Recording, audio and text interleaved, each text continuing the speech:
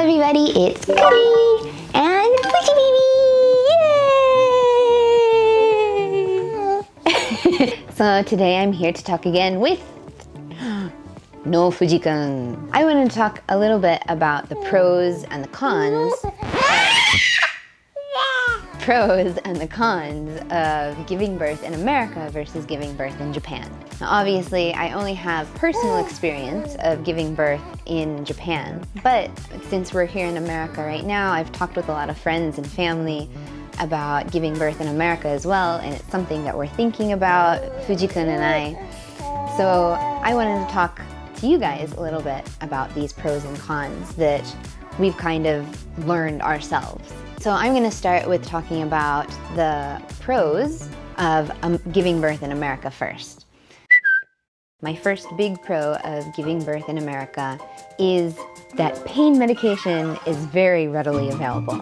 So in Japan, it's not as common, it's not as normal to be offered an epidural. I think now a lot more hospitals are getting it, but it's still very rare for the anesthesiologist to be available at the hospital in Japan if you want to have an epidural. In America, it's very normal. If you want one, you can plan it beforehand. You can say to your hospital, to your doctor, this is what I want.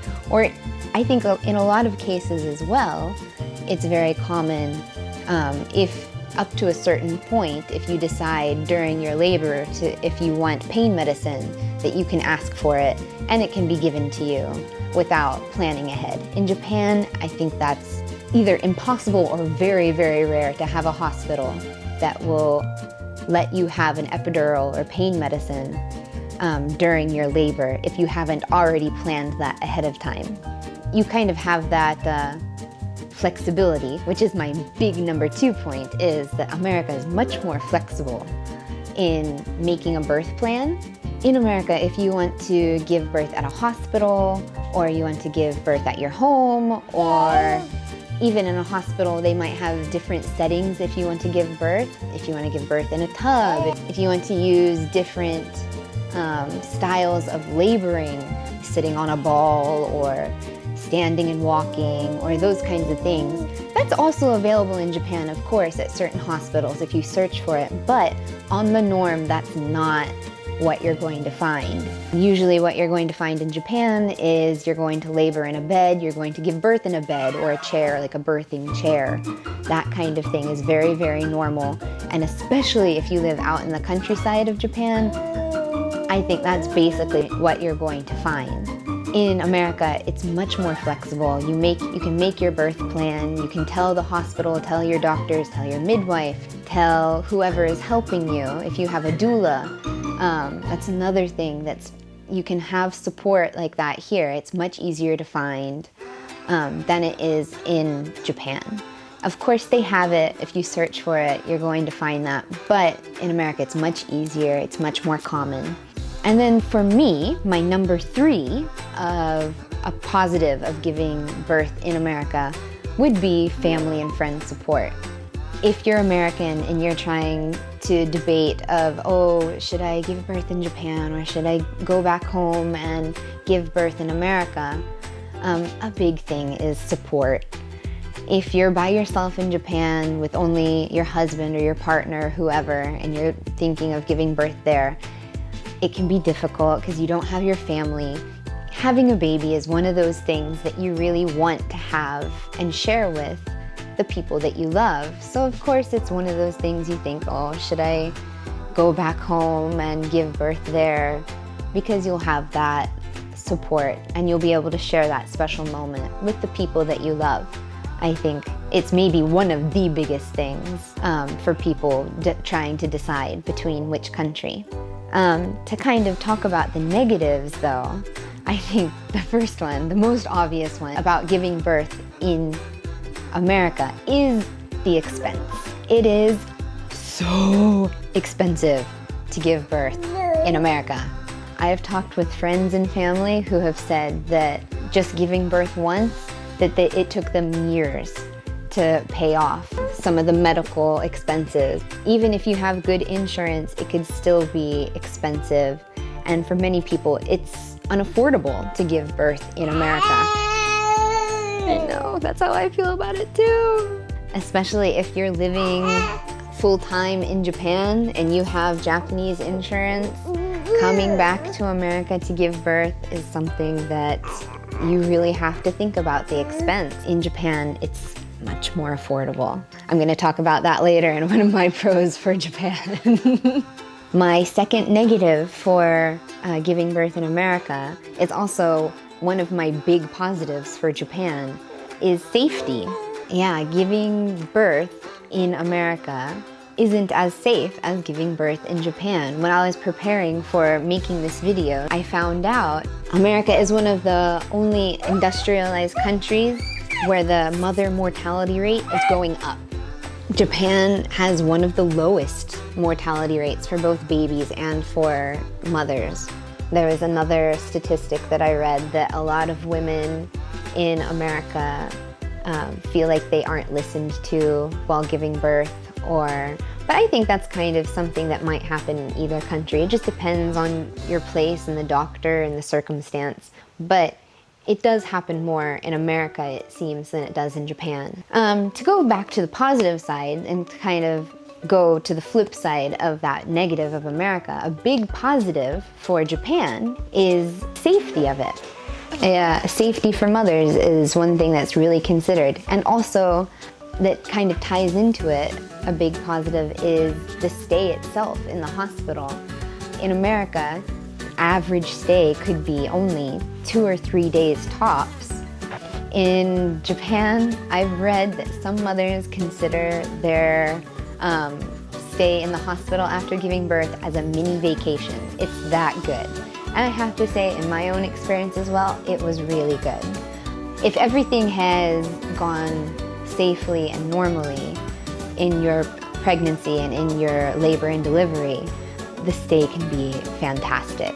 A lot of hospitals offer like foot massages. I had, in my hospital, they gave you a free like head spa and shampoo after giving birth. They would take the baby for an hour and you could go and get a head spa. So this kind of care after giving birth is a huge positive. And the food is fantastic most of the time. And my second big positive of giving birth in Japan is the expense. It's the flip side of the American negative. Japanese healthcare doesn't cover pregnancy and birth. However, they've made it much more affordable for mothers and families. So I made a video before talking a little bit about the same thing.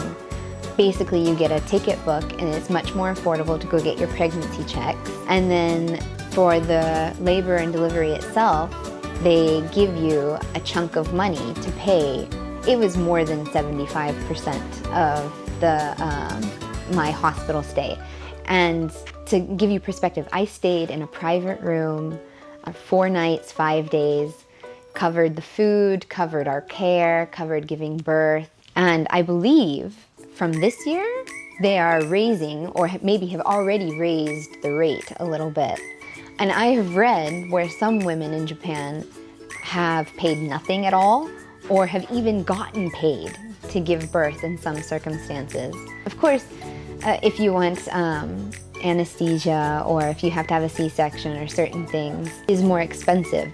But on the other hand as well, if you have any complications or if like any emergencies, a lot of the time you end up not having to pay for anything. So these kinds of things you are not going to find in America at all. I really feel that they're trying to take care of families and to support people who want to have families, which I think is wonderful. To talk a little bit about the negatives of giving birth in Japan, I did feel that for me, mother's postpartum care was a little bit lacking. I don't know if maybe it was just my hospital that I chose or what, but I only had one postpartum check 1 month after giving birth. I do feel that I wish I had had more, maybe 3 months or 6 months later, because even 3 months or 6 months later, I was experiencing things that I didn't know if they were normal. Or to kind of go back to one of the big positives of giving birth in America, that I would say is the negative of Japan is the flexibility. So a lot of hospitals are going to have rules that you can't really push back on. For example, in my case, I had a meeting with a midwife before giving birth, and I told them that unless really, really medically necessary, I did not want an episiotomy. But Japan is known for kind of having that be the norm. So I told them I didn't want it. It still happened anyway. They didn't warn me, they didn't tell me, they just did it. Kind of going into my postpartum care, I wish that that had been more explained to me and said I had had more checks, because I didn't know if it was okay. And every birth is different, so even if I wasn't just a first-time mom, I would hope that postpartum care would be a little bit more thorough and a little bit more available, not just one check 1 month after giving birth. I didn't feel that that was enough. I wish I had had a little bit more support for myself.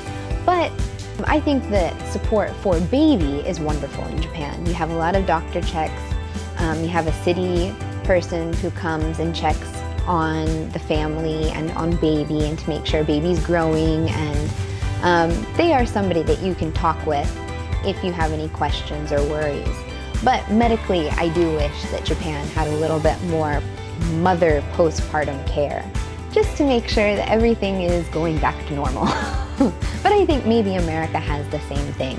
So my second big negative of giving birth in Japan is that while there is a lot of financial support, it's really difficult to find a lot of these things unless you go and kind of pester the people at City Hall and ask, what can I do for this? Is there anything available for this? If you don't know how to ask and you don't know how to apply for it.